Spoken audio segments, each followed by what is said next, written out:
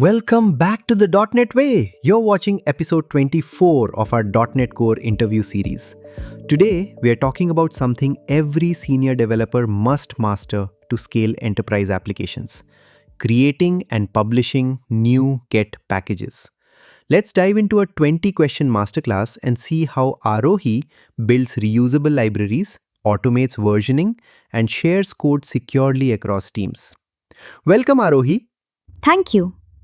Building new Get packages is one of my favorite topics because it completely eliminates code duplication across microservices. Let's get started.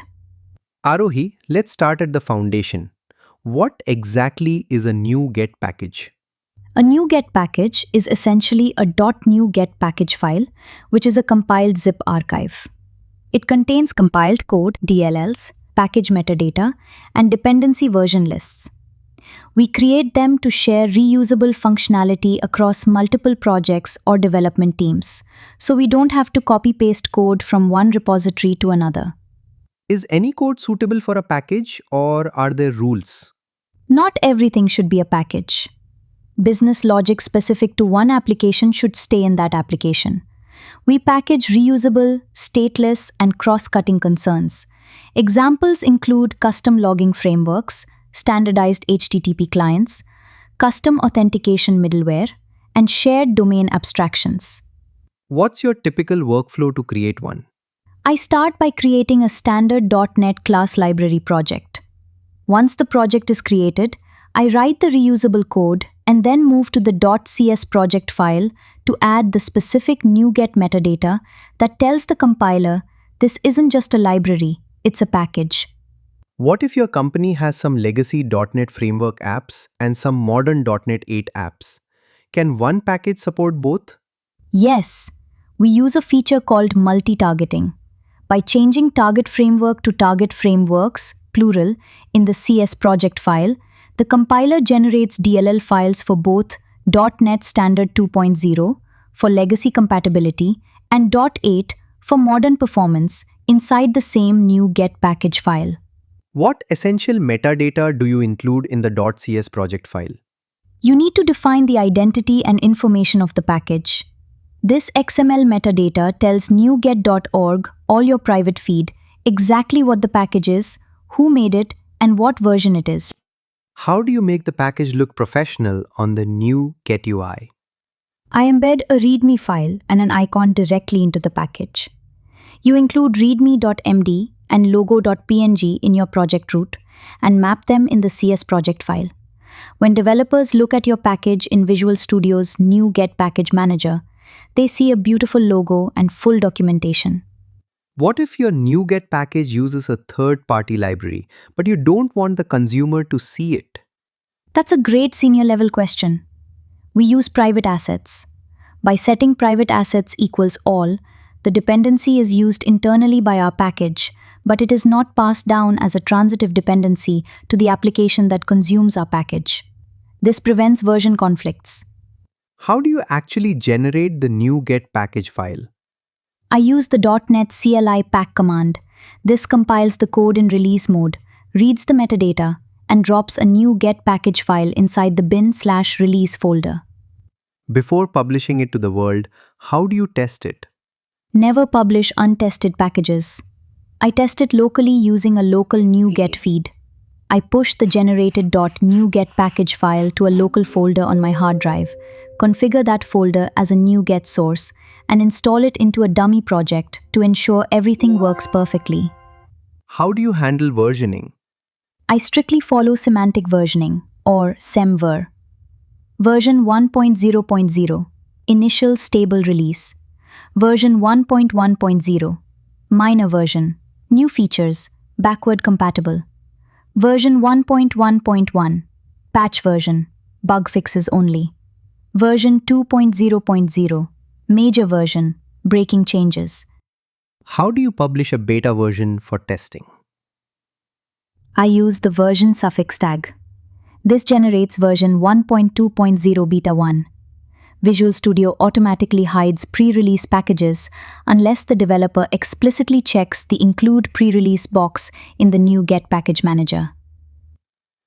Once tested, What is the exact process to publish to the public nuget.org? First, you generate an API key from your nuget.org account. Then you push it via the CLI. Within a few minutes, the package is indexed and available to millions of developers worldwide. What if you push a package with a critical bug? Can you delete it from nuget.org? No, you cannot permanently delete a package once it's published because it would break existing CI/CD pipelines worldwide that depend on it. Instead, you unlist it so it doesn't show up in search results, or you deprecate it, which displays a warning to developers asking them to upgrade to a newer version.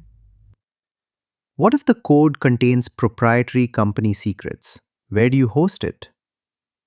For enterprise code, we never use public nuget.org.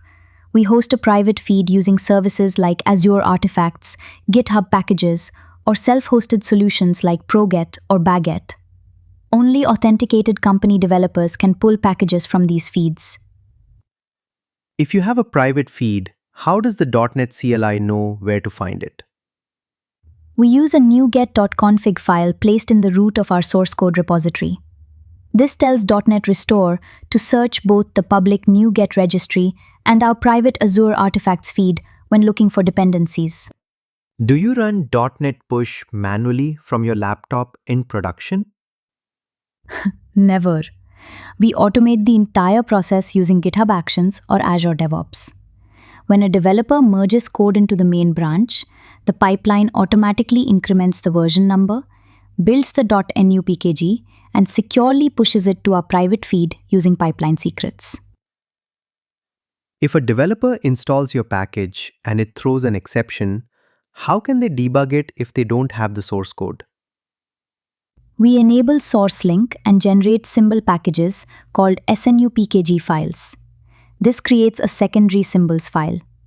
When developers step into our package code in Visual Studio, SourceLink automatically downloads the exact matching C# source code from GitHub so they can seamlessly debug it.